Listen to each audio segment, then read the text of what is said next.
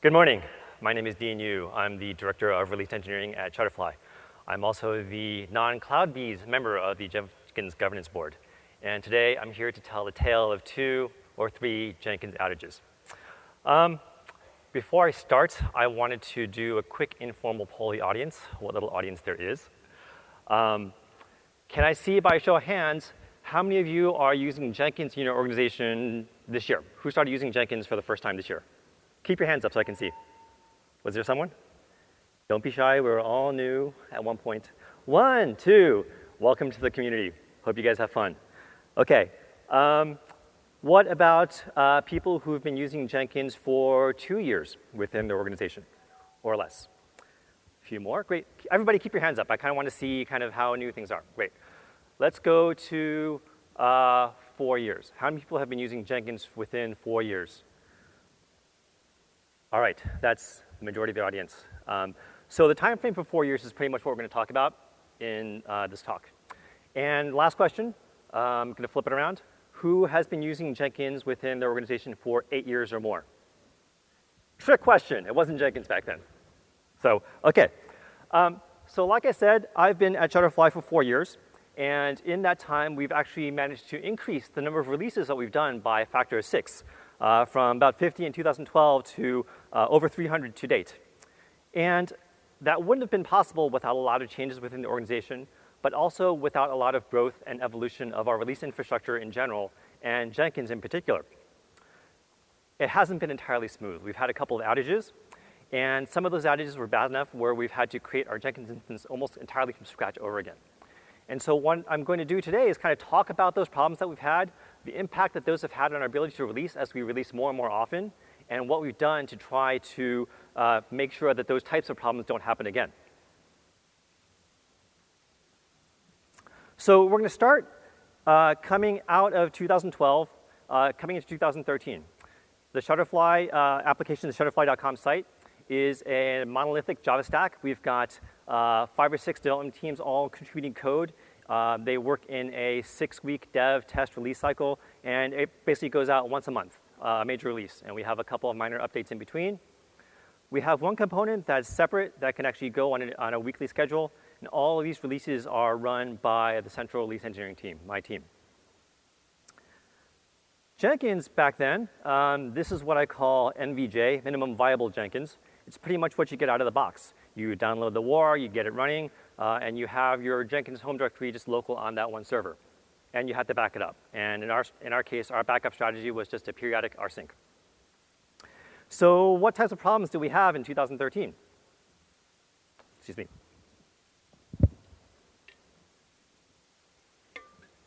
Shutterfly product placement.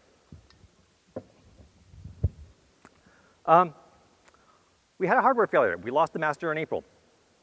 And so what kind of problems did we see? What kind of delays did it cause? Honestly, no one noticed. And the reason for that is because our release cycle was so long, it takes so long to do that monolithic build, that even though it was down for 2 days, people just kept testing kind of old code on our test environment, and we just kind of caught up because we had so much time. So it wasn't pleasant. We had to kind of go through, my team had to get new hardware, get everything stood up again. The organization as a whole just kept on moving. So what we did, we asked our operations team for new hardware. They gave us a brand spanking new machine with a solid state drive. Big performance improvement. Everyone noticed. We got our build times faster by 30%. We're like, cool, this is great stuff. And we moved on from that.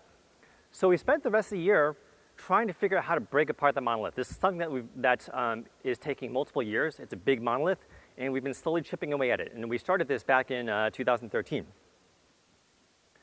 So by the end of 2013, we've had some success with 1 or 2 development teams to actually get their stuff off. So we still have the big monthly monolithic release. We have a couple components kind of going on their own now. But all the pipelines are still created by my team. All the releases were still run by my team. So we also started adding slaves to our instance. With the monolithic release kind of building all the time and taking so long to build, we didn't want these smaller components to actually get stuck behind that big build. So we started allocating slaves. We dedicated one for the big monolith, and then the other components are going on other slaves. And so 2014, let's look at what happened. That SSD drive that we were so excited by and thought it was like the coolest thing in the world, it failed on us. And we're like, all right, that sucks. We'll just restore from the backup, get new drives, and move on. It took us 18 hours to restore that backup. And that was way beyond what we expected. And what happened was just the explosion of the data size of Jenkins Home. We were doing so many more builds, we had broken stuff out, and because we're using the Maven project with its modules and broken apart log files, all these tens of thousands of files and inodes, rsync just really wasn't up to the task of copying everything back. It took us a long time. The silver lining was it was Super Bowl Sunday when this happened. And back in 2014, that was the year that the Niners lost to the Seahawks in the NFC Championship. So I had no vested interest in the Super Bowl. So I was off in the corner of a Super Bowl party, kind of with my ops team going, what's going on? What's going on? Where's the backup? When's it done? But because it's so long, teams came in on Monday, and their builds were not ready. One team had a release, and they couldn't release. So we started to see that as we took this approach of breaking things out, giving teams the ability to manage their own releases, we knew that we needed to do a better job of making sure this type of stuff didn't happen again. So we're kind of treading water at this point. We had to think long and hard about what we're actually trying to do with Jenkins, what we wanted to do with release engineering as a whole within Shutterfly, how we envisioned releases working within Shutterfly. So these are the goals that we set for ourselves. Since these hardware failures were top of mind, we said that after a hardware failure where we have complete loss of Jenkins, we wanted to have confidence that we can quickly recover to an identical deployment state of Jenkins. We wanted all the jobs to be there. We wanted all the data to be there. Same version of the plugin, same version of Jenkins. We wanted to get that up and running in less than an hour. As we created more and more jobs, and as my team was kind of swapping tasks, changes were happening within the job configurations in Jenkins, and we were having trouble keeping track of who was doing what and why. The jobs were not entirely identical. So we wanted to get a better way of tracking changes to the job configuration. Also with plugins, as we've been using Jenkins for multiple years, we experiment with plugins. Some are used, some are not, some are out of date. So we wanted a better understanding of which plugins are actually useful, which plugins are stable, which plugins are active, so we can keep that clean. And we knew that we were going to become a bottleneck for creating all these pipelines as these teams kind of keep breaking stuff out. So the teams are kind of working on their stuff, and when they're ready to have it deployed somewhere, they come to my team and ask to create a pipeline. Sometimes it's, hey, we've got our stuff ready, it's ready to go into test tomorrow, can you get our pipelines created? And so we wanted to make sure that we weren't the bottleneck, but we also wanted to make sure that we didn't require that all of our development organization have a lot of expertise in Jenkins to be able to create these configurations.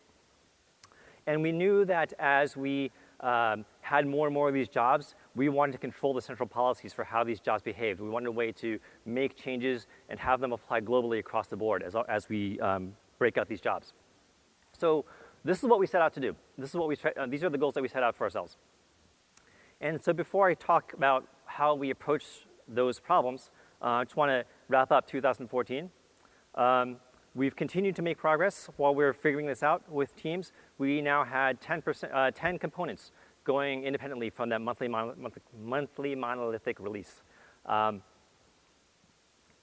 If you look at the total number of releases that go out to production, my team was now doing just over half of them in terms of total percentage. This didn't mean that we had a lot of extra time to slack off because now we're creating pipelines instead.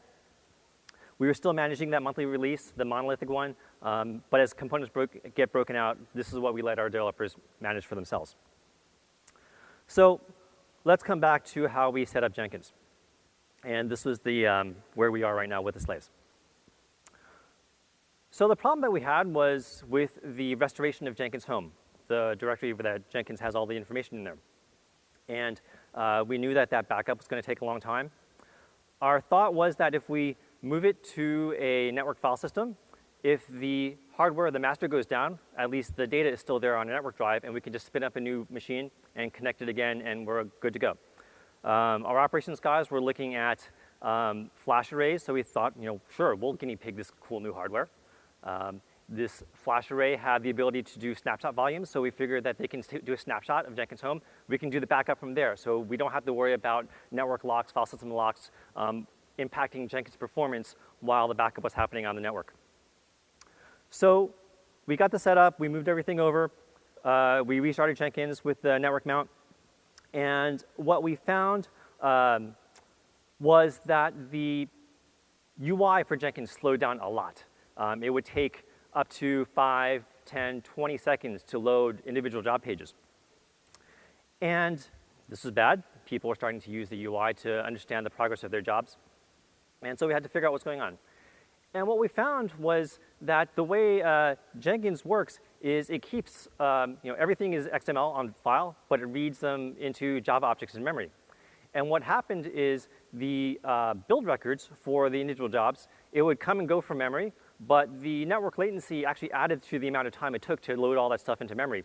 And so as one team would look at one job and another team would look at another job, the objects from the first job would get purged, and then, then both teams would have to wait for their objects to get loaded again. So it really slowed things down. So what we decided to do was we said, we're going to move the build records off that network drive, put it back onto the network, or sorry, put it back onto the local drive. And this was a trade-off. We knew that if we lost that master again, we'd basically lose the build history for all these jobs. But we also said that we hope that the number of times we lose the master is much less than the number of times that people actually have to look at these pages. Once we did this, the performance of the pages came back up, and we said, this is our trade-off. This is what we know we're going to do. So this is up and running, and we thought that this is a good way to manage the directory. This is a good way to at least have the backups and persistence. But we wanted to make sure that we can recreate that master quickly too. This was Q4 of 2014, and this is when we started looking at Docker. And we thought, well, what if we put Jenkins inside a Docker container? This would help us manage, the Java version that we use, Tomcat version, the version of Jenkins itself. But since we already had most of the data, which is the important part of Jenkins, on a network drive, this really didn't buy anything. If you guys went to Tyler's talk yesterday about the Jenkins CI infrastructure, he talked about this is just one more thing to keep track of, and that's basically what this was. It didn't solve any problems for us in terms of managing plugins, managing job configurations, so we knew that this was insufficient. So what we did was we actually created data volumes for the plugins and for the system configuration. And what this lets us do is now keep this information in version control. We build Docker images out of it, and then when we start up, everything gets wired together. And so let me actually talk about that plugin container pipeline for a little bit, because I think it's kind of interesting what we do. So the idea is we're not going to keep all those HPIs checked into version control, obviously. We have a source repo where we have a file that represents each plugin that we want installed. The contents of that file are the version number. So if we wanted to update, for example, the extended email publisher plugin, we just go clone the repo, bump the version number from 121 to 123 or whatever it is, and check it in. And what that does is that kicks off a Jenkins job, which will produce that Docker image with all the plugins. We created a system based on make, so it's an incremental build. We don't actually have to download and recreate the entire, download all the plugins every single time. So we can actually create this Docker image in about 2 minutes from the time that someone commits. We use Artifactory as our Docker hub, so that image goes into Artifactory. And then what we do is we take that versioned image, and we'll go update our compose file that describes our Jenkins cluster. And so then this is now our source of truth for what the Jenkins configuration looks like. That actually gets pushed up into Artifactory as well. And then we also push it out to our test instance and ultimately to our production master. So now this is just sitting there, and then we are ready to go. We restart with the simple single Docker compose up file command. And we have all these plugins. Now it's version controlled. We can see who's adding plugins, who's deleting plugins, who's making changes. It's been great. And so coming back here, while we were working on this, we were going through projects to add SSL to a bunch of our services. So we said, sure, why not? We'll do the same thing for Jenkins. Nginx with our certificates. Everything's wired together through a Docker compose file. We mount in the build records. We mount in the Jenkins home. Now, when the containers start up, what we do is we'll actually go and clean out the plugin directory and the configuration from Jenkins Home. So we know that what's in the data containers, in the data volumes, are the source of truth. This helps to enforce that traceability. We can still use the UI. We can still go add plugins through the UI. We can still go and make configuration changes in the UI. But if they are not checked in, the next time we restart, they're lost. And so it's happened a couple times. We'll restart, we find a plugin that's missing, and we're like, oh, right, we forgot to go check it in. So it's kind of helped enforce our own good hygiene to keep everything tracked. So now that's helped us with the traceability and management of Jenkins itself. Now what about the jobs? We said we wanted to let developers create their own pipelines. We wanted to let developers create their own jobs. We didn't want to let developers create jobs through the UI because, again, everything's going to could get wiped out when we restart. And we had started using the Job DSL plugin to describe the pipelines that we've managed. And for those of you who aren't familiar with Job DSL, just a quick overview. The way it works is job configurations are described as Groovy code that's checked in to Perforce. You create what they call a seed job, which will basically pull for the changes in that file, and it's going to actually generate the jobs that you care about. So it's very similar to pipeline and Jenkins file. This existed before that was done. So we use this for the pipelines that we manage, but in thinking about generalizing it, we knew that it was not particularly sufficient. We still had to create those seed jobs for each component. Or we could let the developers create those seed jobs, which means more access to Jenkins. We knew that if something happens, those seed jobs go away. We knew that if we needed to make global changes, all those seed jobs are just all over the place. Or we could have one universal seed job that generates everything for everybody, but that means we'd have to configure the seed job to scan multiple repos.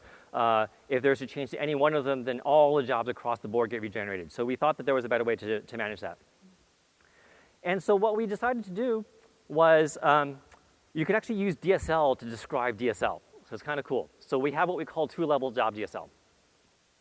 And we have one universal seed manager that we watch what we call the Repo Registry.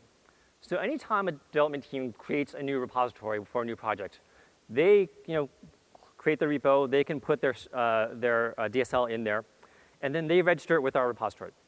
And what we do is our seed manager will then actually create their seed manager, which then creates their jobs. What this gives us is actually a place to hook in job policies like how build retention, notification policies, which slaves to use, which Docker images to use. And so that kind of solves our quick global application of policy changes. And so the idea, again, is new repo gets created for a new project. They create DSL and they check it into a standard location in there. They ask us to register it, or they send us a pull request into our registry. Once that entry is created, our seed manager notices the change. It'll generate their DSL seed job, which generates their DSL. And so what happens now is because we've got these two levels, any change that one team makes to their DSL in their repo doesn't cause all the jobs to get regenerated. The second level, the lower level DSL seed manager is very localized to that repo. So what we do is we do periodically rerun the seed manager to kind of help enforce with those teams that they shouldn't be making changes directly in the UI. So we'll go and wipe out their changes if they've done that and regenerate from the DSL. So we support Git, Perforce. Those are the two version control systems that we still have at Shutterfly. And in addition, we said, well, we don't want developers just kind of check stuff in and hope it works on our production Jenkins cluster.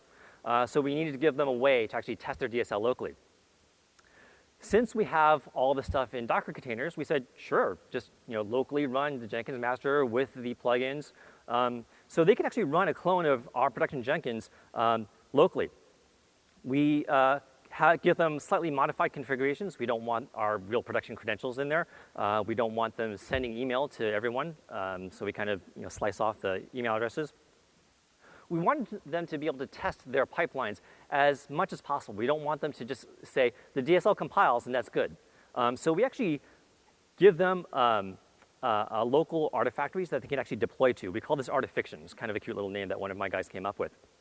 And because we don't want them to say, on my local instance, I'm testing on the master. We actually give them the slave, and so we can map the slave label that they define onto this slave.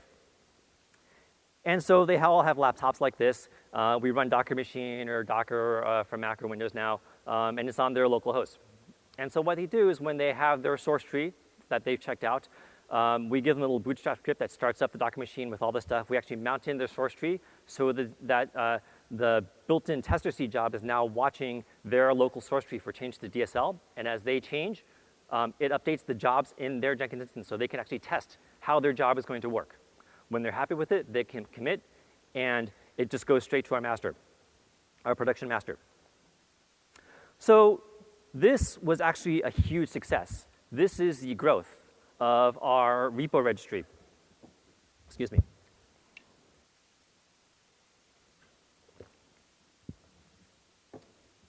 This is our source repo growth since we introduced this back in April of last year.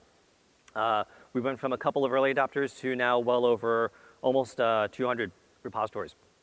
All these different components, every single one of these repositories has these DSL teams are developing their own pipelines to manage their code, build, deploys, and they're using our policies, so we don't have to worry too much about snowflakes.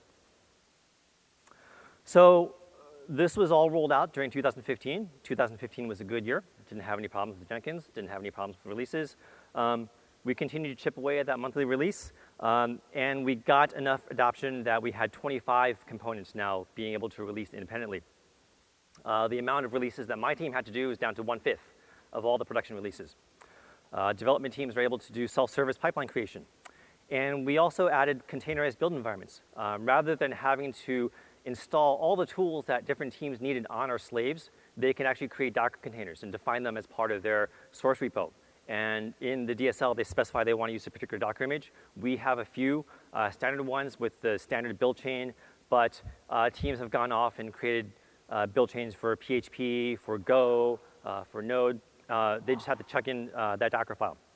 And we use the CloudBees custom Docker build environment for this, and it's been working really well for us. And just kind of coming back to Jenkins, this is what it looks like now. We've added more slaves because we now have more builds.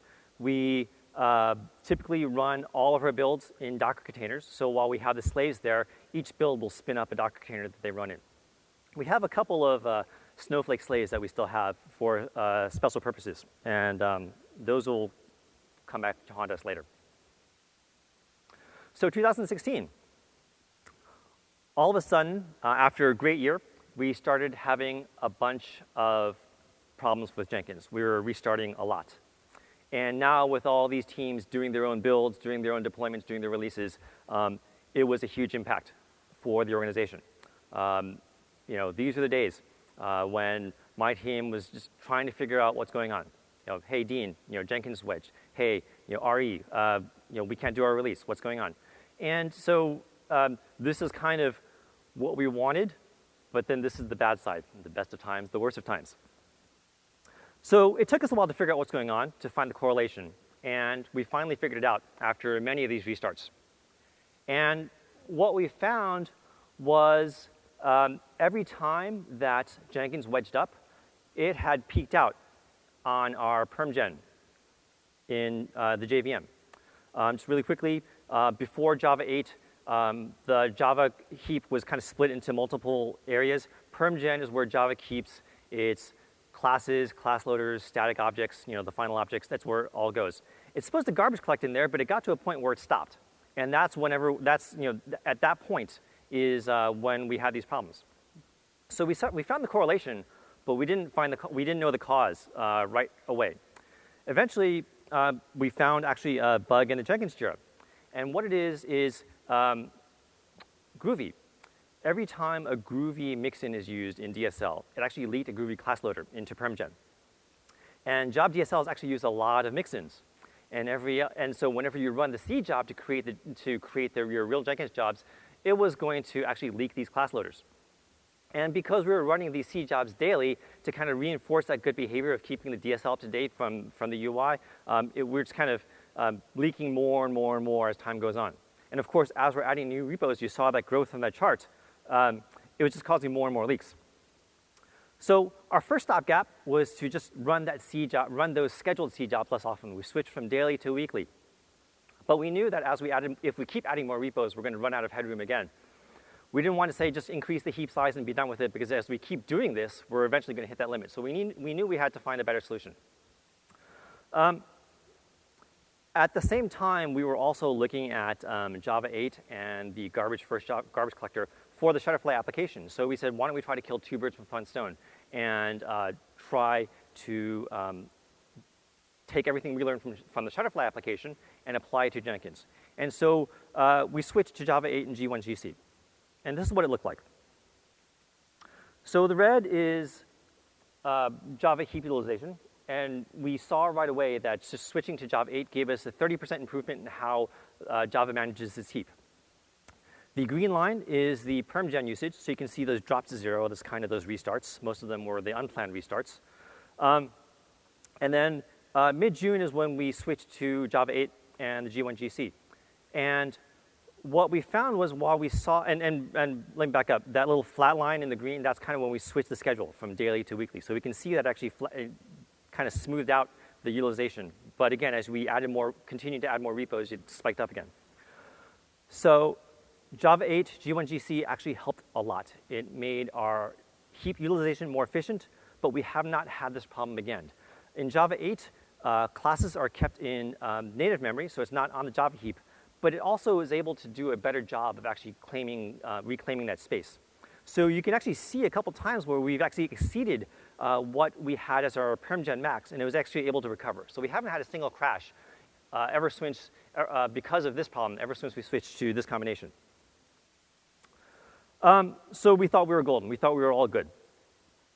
Jenkins had one last gift for us.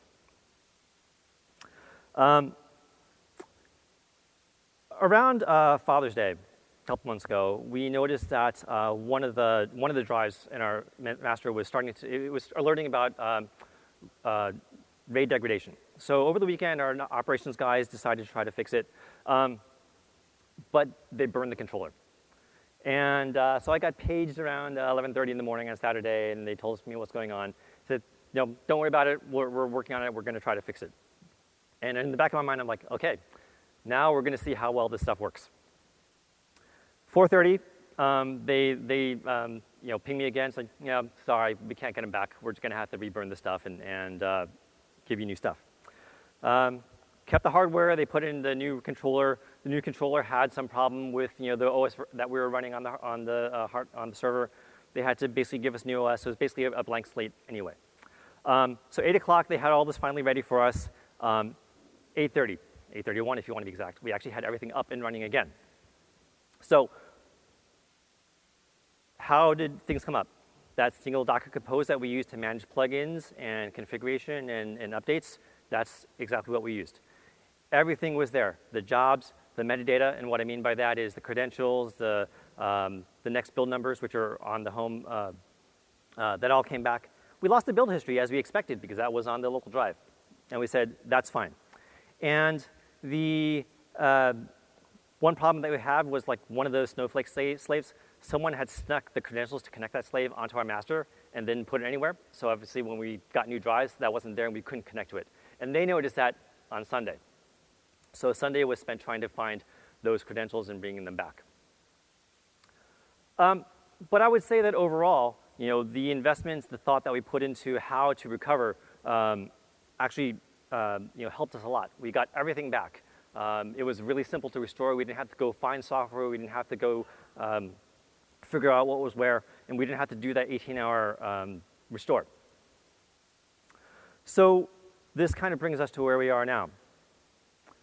We've continued to make progress on the monthly monolithic release. Now we have about 50 components that are releasing independently. And the amount of time that the number of times that my team actually has to do a release is less than 10% of the releases in a year. And we're not even done with the year. We have that self-service pipeline creation, the containerized build environments. We've also had containerized deployers. We have standard deployments for services that these teams are creating, as well as for the monthly release.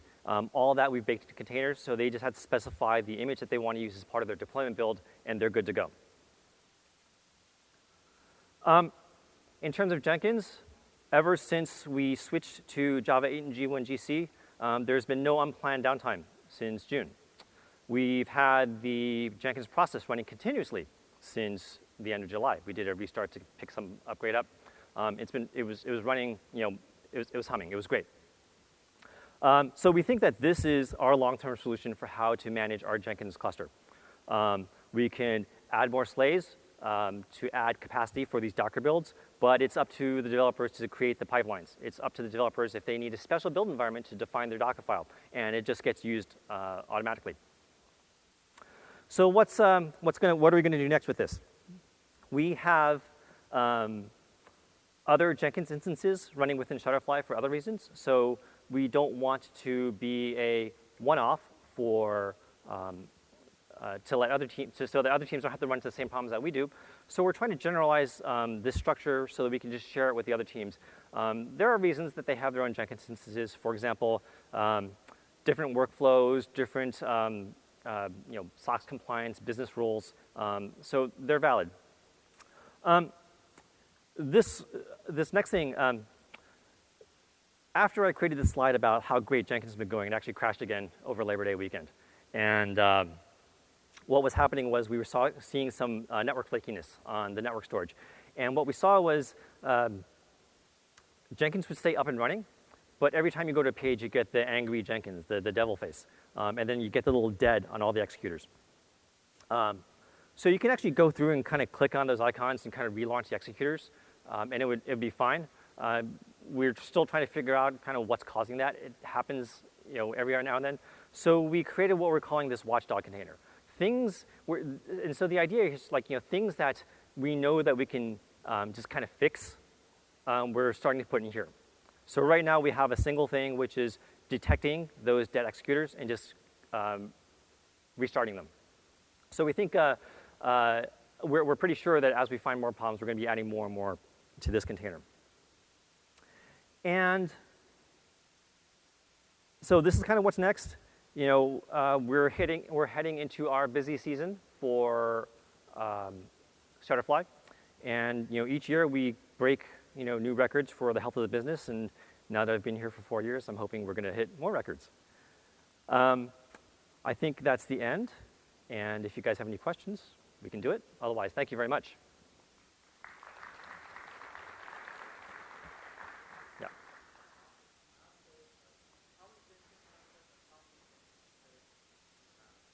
Across the company? We have, to my knowledge, 1, 2, 3, less than 10 masters. The instance that I'm talking about is kind of the primary instance for release engineering. This is where we do all our builds, our release builds, and our production deployments. That's our biggest one. It's got those 11 slaves that run Docker images and those special Snowflake slaves. The other instances are smaller. And like I said, we're trying to make sure that as they grow, they're not going to run into the same issues that we've seen. So let me repeat the question. So the question was, we run all those Docker images for the builds on the slaves. And yes, that's true. So basically, we have a slave that's connected. As part of each build, it'll specify which Docker image they want to use to run the build in. It'll do a Docker run of that container, and the build happens in that container. So the question was, what happens if somebody deregisters a repository from our master repo registry, and what happens to those jobs? We haven't had to do that yet. That's actually something we should go look at. Write that down. I've got my guys here. If I had to guess, because we are doing the seeds of seeds, that the second level seed job will go away.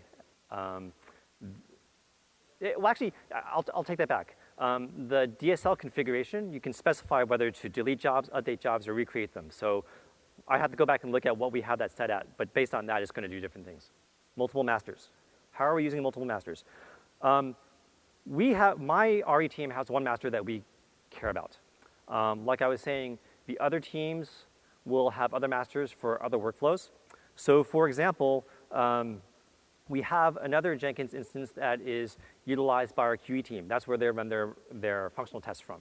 So on our master, we do the builds, we do the deployments of the application into environments, and then they have their jobs that run against that environment. So the question is, have we thought about using There's like a git SEM plugin that can persist the Jenkins configuration into SEM. We tried that a couple years ago, and it didn't work very well. And it didn't actually give us, a good mechanism to really say there should be a JIRA ticket that explained, the reason for these changes. And so we prefer just committing directly into version control and letting automation take it out. Having said that, the system configuration that I mentioned very briefly, there's really no good solution for managing Jenkins system configuration yet. Hopefully that'll get there. So what we do is we actually do back that up and check it in, and then we will build the Docker image for that, based on that check-in. But we don't use any plugins for that. That just happens in the background. Are we sharing slaves across masters? We didn't used to. We have started to because of our use of Docker. So we can actually, our slaves, because they're physical machines, they're actually pretty beefy. They're just like the production servers that we use for the application. Our slaves for our master instance here was actually over-provisioned. Thanks. So we actually started letting one other Jenkins master connect to those machines as slaves and run their containers on there as well. So we do that. It hasn't caused a problem. We do have to watch the capacity utilization of those hosts to make sure that we're not killing it. But so far, that hasn't caused a problem. And Docker's great for that because Docker basically isolates everything. We don't have to have anything on the servers other than just the Java to kick off the slave. It hasn't been, so the question was running all these Docker containers on these slaves, what's their memory utilization, what's the CPU utilization? As we've kind of broken out the components, they're pretty small. We're trying to go towards a microservices model, so they don't need that much. Our big monolithic build that we're running this way as well, it requires a little bit more, but again, in terms of the total memory it needs to do that build, it's a Maven build with, I think it needs 1.5 gigabytes of heap space. Our slaves have plenty. We do constrain the number of executors that we run per slave. So we have 3 executors for each slave, so we have 3 builds running on each machine, from that master. So that hasn't caused a problem for us. All right, thank you very much.